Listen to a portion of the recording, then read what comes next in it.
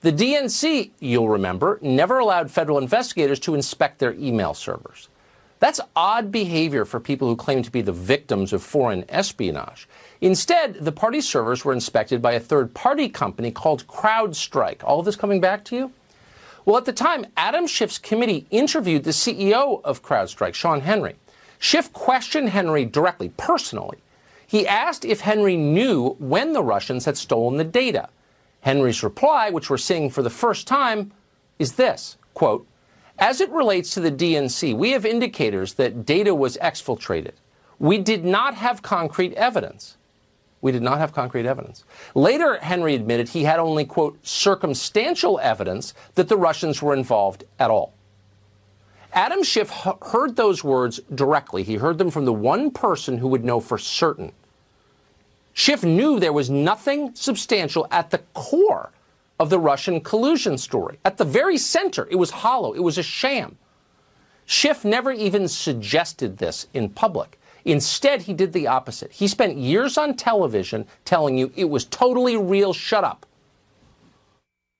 So there's clear evidence on the issue of collusion, and this adds to that body of evidence. There's ample evidence of collusion in plain sight, and that is true. Have Democrats found any evidence of collusion? Yes, we have. You can see evidence in plain sight on the issue of collusion, pretty compelling evidence. And there is significant evidence of collusion. There is ample evidence, and indeed there is, of collusion of people in the Trump campaign with the Russians. I think there's plenty of evidence of collusion or conspiracy. All of this is evidence of collusion. There is significant evidence of collusion between the campaign and Russia. In case you weren't counting during that montage, Adam Schiff said evidence 9 times, and every single time he was lying. And it was fairly obvious at the time if you were following closely. Schiff never produced any of the so-called evidence that the DNC server, or, by the way, John Podesta's email, were hacked by the Russian government. Several times on the show, we raised the question, do we really know this? A group of retired intelligence officers wrote a long piece saying, actually, that didn't happen, and here's how we know. And we brought that up on the show. We came under enormous pressure to be quiet. You're crazy. We know that for a fact, but we didn't know it for a fact. And when Schiff came on this show, we asked him, how exactly do you know this? He never answered our question. Instead, he accused us of treason.